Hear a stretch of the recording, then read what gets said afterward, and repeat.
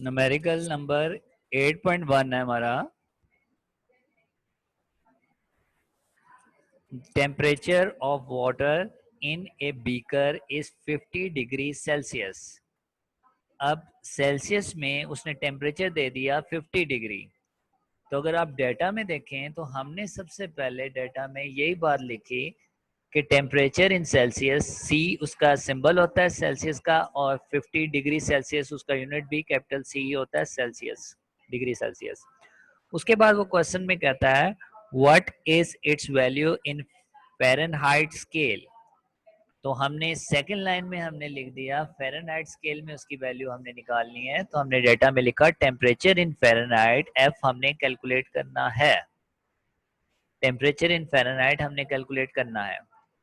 उसके बाद ये जो आपको डेंसिटी लिखी हुई नजर आ रही है इसको कट कर दें, ये गलती से लिखा गया है, density is equal to unknown को कट कर दें।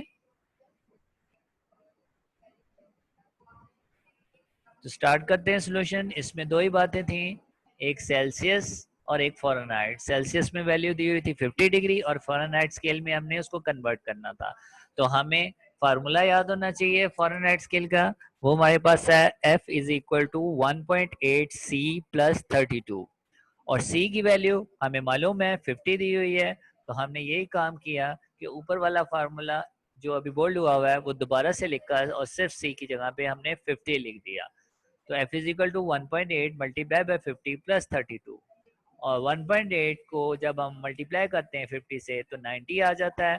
तो हमारे पास आ गया F is equal to 90 plus 32, और दोनों को आपस में ऐड करें तो 122, और फ़ारेनहाइट का यूनिट डिग्री फ़ारेनहाइट होता है, वो हमने लिख दिया।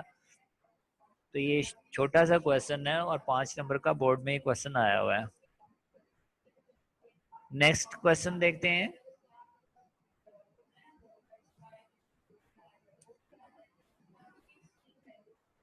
8.2 है हमारा, बुक में लिखा है normal human body temperature is 98.6 degree Fahrenheit.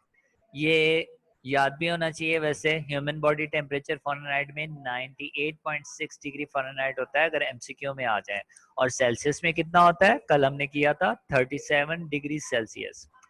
अब एफ की वैल्यू दी हुई है, convert it into Celsius scale and kelvin scale. अब उसको फ़ारेनहाइट में तो वैल्यू उसने दी है, वो कहता है सेल्सियस में भी इसको कन्वर्ट करो और केल्विन स्केल में भी इसको कन्वर्ट करो। तो हम डेटा देखते हैं। हमने डेटा में सबसे पहले जो वैल्यू गिवन थी वो हमने लिख दी, temperature in Fahrenheit F is equal to 98.6 degree Fahrenheit. उसके बाद जो हमने मालूम करना था वो हमने लिख दिया, वो था टेम्परेचर इन सेल्सियस हम मालूम करना चाह रहे हैं, और सेकंड जो हम मालूम करना चाह रहे हैं वो है हमारे पास temperature in Kelvin scale. Kelvin scale का जो सिंबल है वो टी टेम्परेचर और ब्रैकेट में के, हम बुक के मुताबिक जाएंगे, वरना कई बुक्स में सिर्फ टी भी इस्तेमाल हुआ है और सिर्फ के भी इस्तेमाल हुआ है केल्विन के लिए, लेकिन हम बुक के मुताबिक केल्विन का सिंबल टी के साथ के लिखेंगे, जबकि फ़ारेनहाइट और सेल्सियस को एफ और सी से ही रिप्रेजेंट करेंगे। तो हमारा पहला पार्ट जो था वो फ़ारेनहाइट को सेल्सियस में चेंज करना था। तो हमने फ़ारेनहाइट का फार्मूला लगाया, इन दोनों में रिलेशन का एक ही फार्मूला पड़ा हुआ है हमने, F is equal to 1.8 C plus 32। इसमें F की वैल्यू हमारे पास गिवन है, बाकी तमाम फार्मूला दोबारा से हमने नीचे लिख दिया। F की वैल्यू थी 98.6 is equal to 1.8 C plus 32। अब 32 जो है वो चूंकि हमने सी की वैल्यू निकालनी है तो उसको सेपरेट करना है, तो प्लस 32 राइट साइड में जो मौजूद है उसको अगर हम लेफ्ट साइड में लेके जाएं तो उधर जाके वो माइनस हो जाएगा। तो हमारे पास आ गया 98.6 माइनस 32 इज इक्वल टू 1.8 सी। अब दोनों को अगर हम माइनस करें 98.6 माइनस 32 तो हमारे पास आ जाएगा 66.6 इज इक्वल टू 1.8 सी। सी की वैल्यू हमने निकालनी है तो 1.8 मल्टीप्लाई और है सी के साथ, तो दूसरी तरफ जाएगा तो वो डिवाइड हो जाएगा, तो 66.6 डिवाइडेड बाय 1.8, और इनको जब हम डिवाइड करते हैं तो हमारे पास सी की वैल्यू आ जाएगी जो कि 37 डिग्री सेल्सियस होती है। मैंने आपको बताया भी था ह्यूमन बॉडी टेम्परेचर सेल्सियस में 37 होता है और हमने 98.6 को ही कन्वर्ट किया है सेल्सियस स्केल में। इसी तरह जब केल्विन में चेंज करें तो केल्विन में भी ह्यूमन बॉडी टेम्परेचर मालूम होना चाहिए। अगर हम सेल्सियस को केल्विन में चेंज करना चाह रहे हैं तो हमने ये फार्मूला पढ़ा था T K which is called Kelvin scale is equal to C plus 32।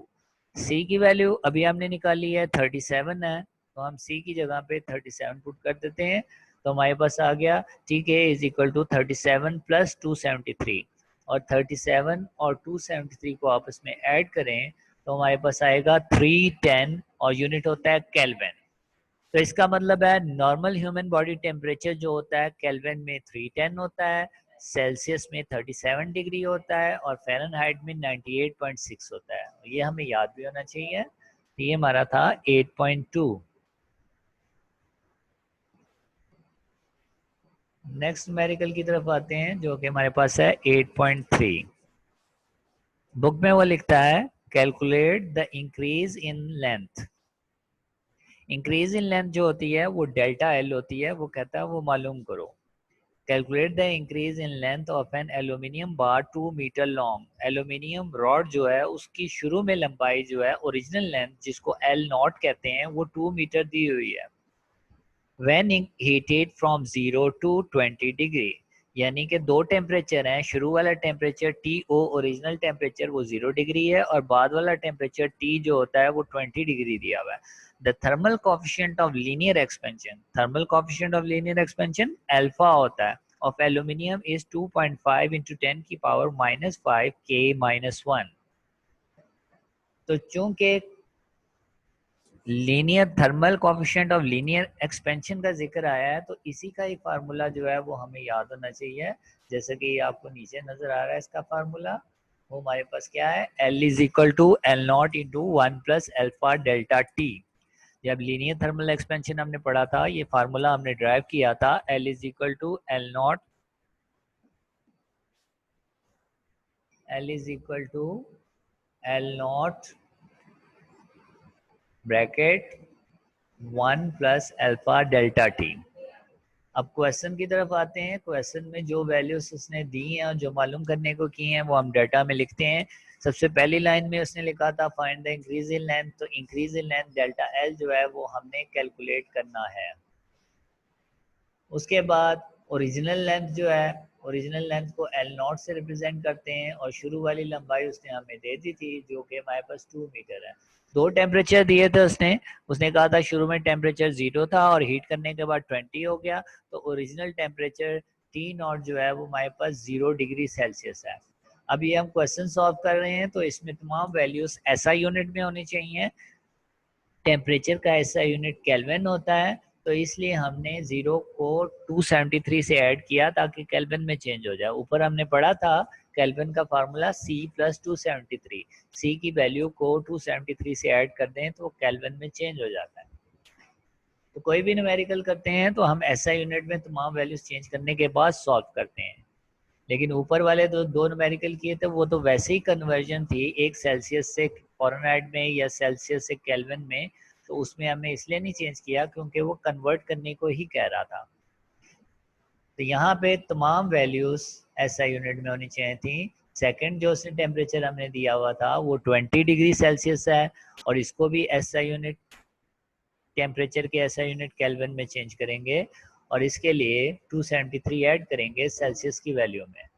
तो हमने क्या किया, 20 में 273 ऐड किया तो 293 आ गया। और coefficient of linear thermal expansion की वैल्यू जो है उसने पहले से ही हमें दे दी थी और वो हमारे पास थी alpha is equal to 2.5 multiply 10 की पावर -5 के -1 जो है वो अल्फा का यूनिट होता है। ये पीछे हमने पढ़ा था जब कोएफिशिएंट की वैल्यू हमने की थी। बल्कि यूनिट जो है वो एग्जाम्पल्स में ही है जो कि टेबल में दी हुई है, तो वहाँ पे इसका यूनिट लिखा हुआ के -1। तो हमें पता होना चाहिए अल्फा हो या बीटा हो दोनों का यूनिट जो होता है पर केल्विन होता है, के -1 होता है। उसके बाद चेंज इन टेम्परेचर जो है ये हमने डेल्टा में ही निकाल लिया है ताकि हमें आसानी रहे और फार्मूले में जब हमने डेल्टा टी की वैल्यू पुट करनी हो तो हम पहले से ही कैलकुलेट कर चुके हों। तो हमने ये किया change in temperature delta T, उसका formula T minus T naught, बड़े टेम्परेचर में से ओरिजिनल टेम्परेचर माइनस किया, 293 में से 273 माइनस किया तो 20 केल्विन आ गया। फार्मूला हमने अप्लाई किया, since we know that L is equal to L not into 1 plus alpha delta T.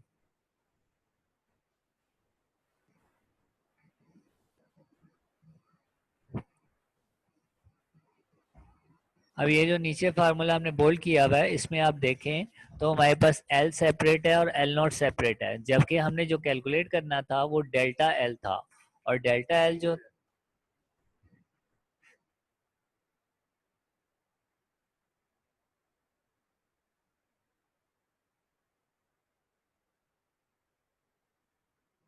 तो हमारे पास डेल्टा एल जो है वो हमने मालूम करना है, और डेल्टा एल जो होता है उसका फार्मूला हम जानते हैं एल माइनस एल नॉट होता है। इसका मतलब ये है कि हमने L minus L not calculate करना है। तो सिंस वाले फार्मूले में आप देखें इसमें एल माइनस एल नॉट नहीं दिखाई दे रहा है, इसको रीअरेंज करेंगे और इसमें से L minus L not separate करेंगे। उसका तरीकाकार क्या है, एल नॉट जो हमें राइट साइड में नजर आ रहा है, ब्रैकेट ओपन कर देंगे और एल नॉट को दोनों वैल्यूज के साथ मल्टीप्लाई कर देंगे, तो हमारे पास आ जाएगा L is equal to L naught 1 से मल्टीप्लाई हुआ तो L not plus L not alpha delta T से मल्टीप्लाई हुआ तो L not alpha delta T आ जाएगा। तो आप देख सकते हैं,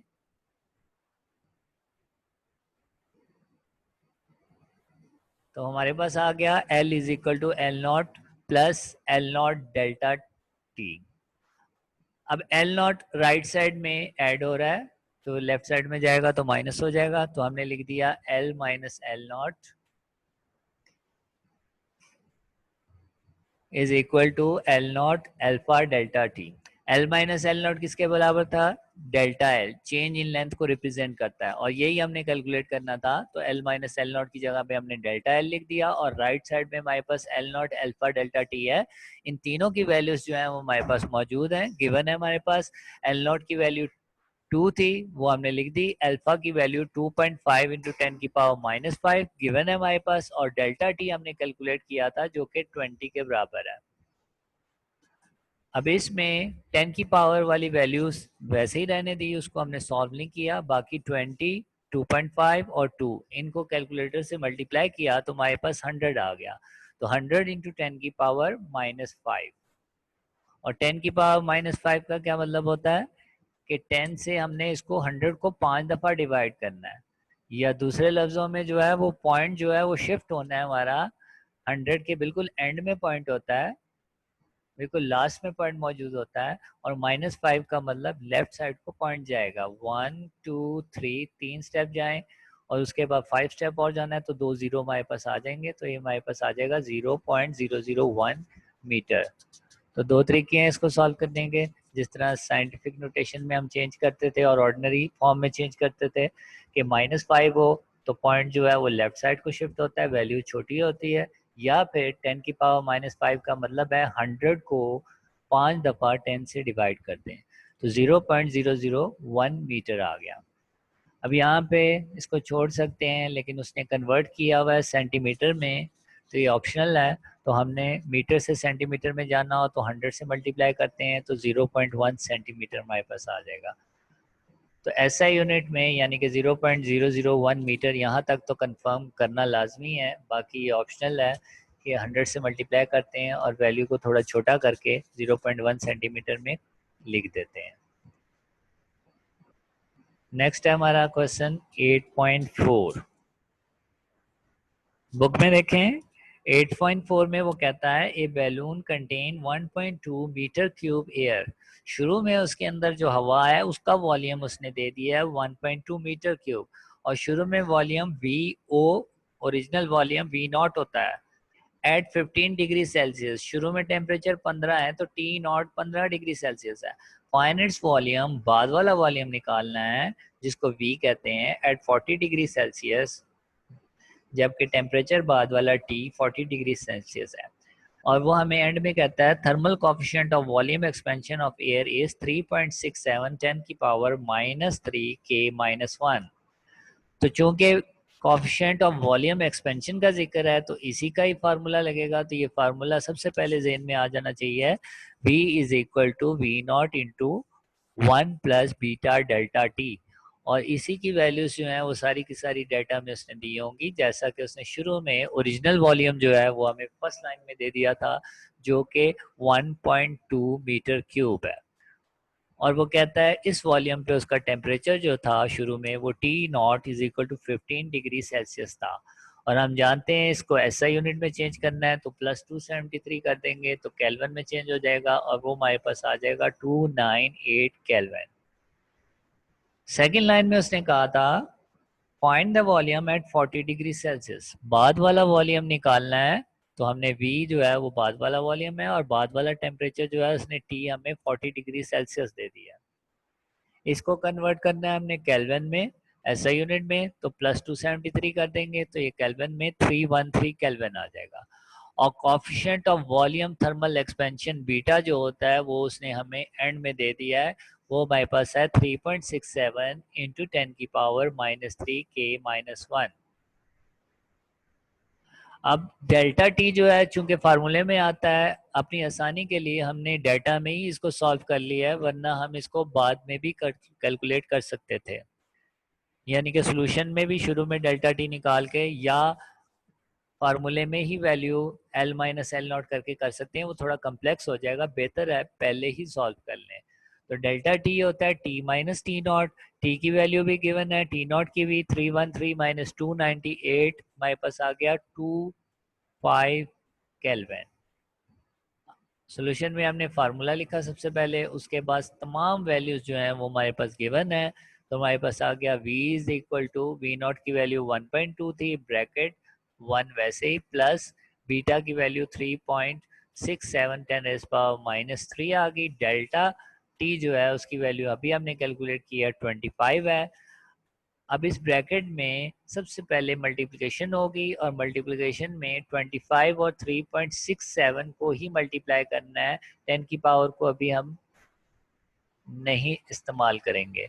तो हमने लिखा v is equal to 1.2 bracket में 1 प्लस 3.67 मल्टीप्लाई 10 की पावर -3 इंटू 10 की पावर 25, ये रिपीट हुआ है। उसके बाद हमारे पास आया 1.2 ब्रैकेट में 1 प्लस 3.67 को 25 से मल्टीप्लाई करें तो 91.75 आ गया और 10 की पावर -3 हमने वैसे ही लिख दिया।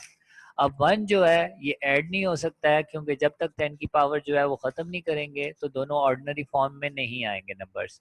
तो 10 की पावर -3 का मतलब पॉइंट जो है वो शिफ्ट होना है लेफ्ट साइड को। कितने स्टेप शिफ्ट होना है? -3 है तो 3 स्टेप शिफ्ट होना है।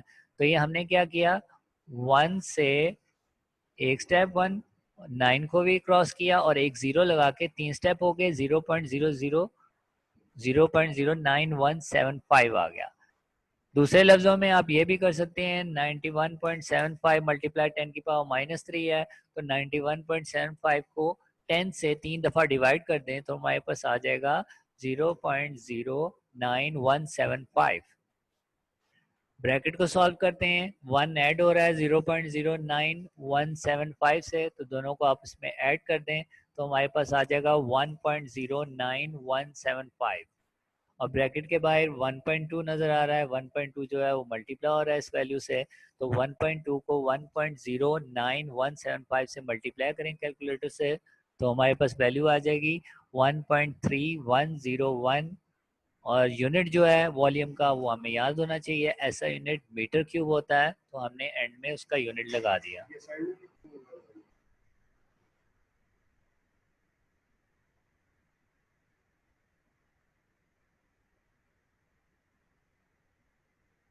जी जी स्टूडेंट्स, हमारे पास 8.5 है। बुक में देखें क्वेश्चन लिखा हुआ है, how much heat is required. Heat का सिंबल जो होता है क्यू होता है और हीट रिक्वायर्ड जो होता है वो डेल्टा क्यू होता है। How much heat is required to increase the temperature of 0.5 kg of water from 10 degree Celsius to 65 degree Celsius।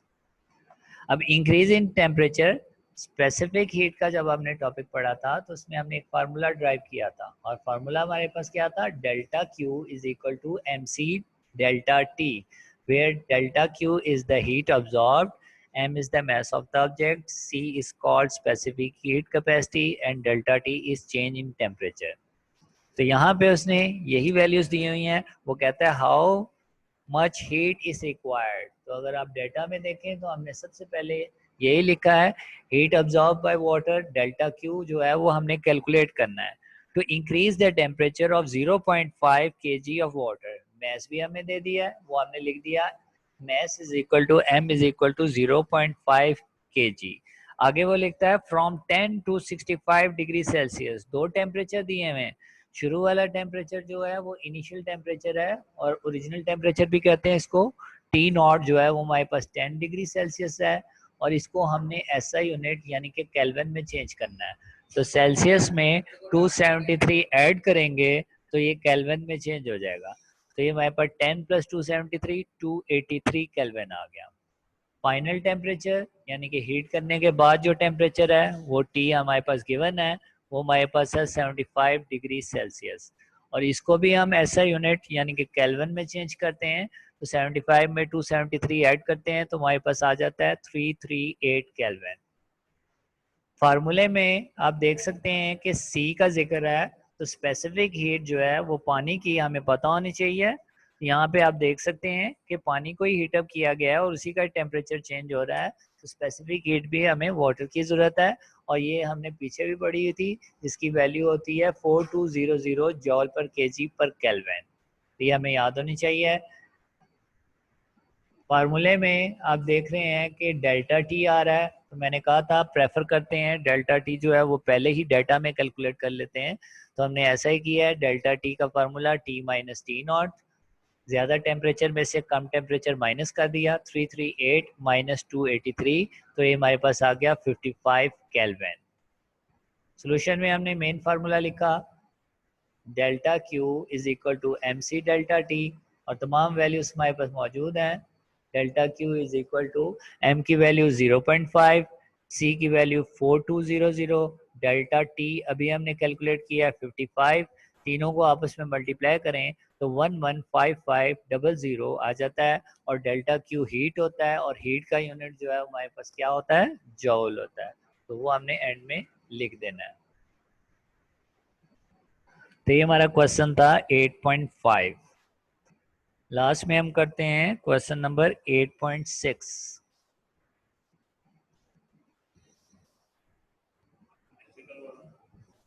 8.6 है an electric heater supplies heat at the rate of 100 joule per second.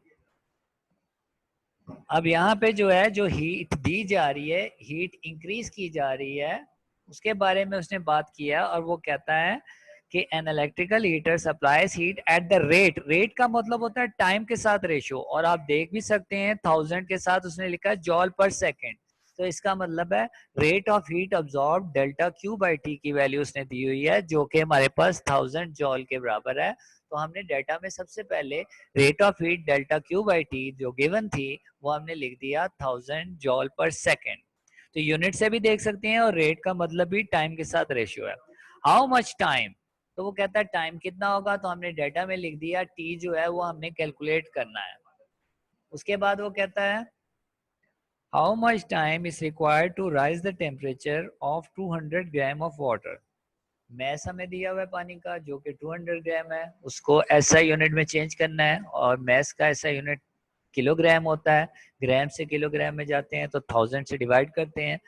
तो 200 को 1000 से divide किया तो 0.2 kg हमारे पास जो है mess आ गया. उसके बाद वो कहता है और water from 20 degree Celsius to 90 degree Celsius. Temperature increase हुआ 20 से लेके 90 तक गया. ओरिजिनल टेम्परेचर जो था टी नॉट वो 20 था, उसको ऐसा यूनिट में चेंज किया प्लस 273 किया तो हमारे पास आ गया 293. बाद वाला टेम्परेचर उसने हमें दे दिया है जो कि 90 डिग्री है सेल्सियस में, लेकिन ऐसा यूनिट में चेंज करेंगे तो प्लस 273 जो कि हमारे पास आ जाएगा 363. अब यहाँ पे c की वैल्यू जो है वो जब आप देखेंगे फार्मूला तो उसमें आपको पता चलेगा कि स्पेसिफिक हीट ऑफ वाटर की जरूरत पड़ेगी, इसलिए हमने डेटा में लिख दिया c इज इक्वल टू 4200।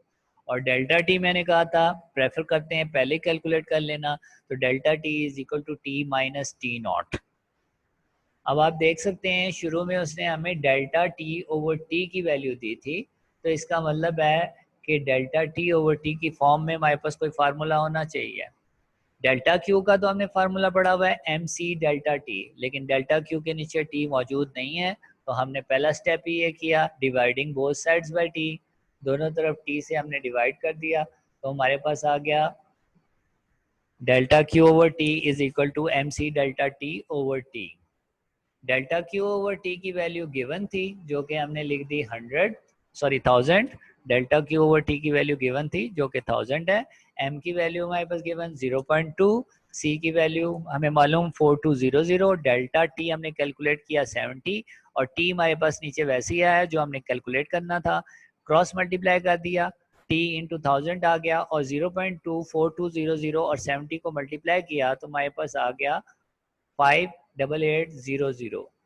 उसके बाद टी के साथ 1000 मौजूद है लेफ्ट साइड में, उसको जब राइट साइड में लेके जाएंगे तो उधर मल्टीप्लाई हो रहा है, उधर जाके डिवाइड हो जाएगा, तो हमारे पास आ गया 58800 डिवाइडेड बाय 1000 और 1000 से डिवाइड करते हैं तो हमारे पास आ जाता है 58.8 सेकेंड्स।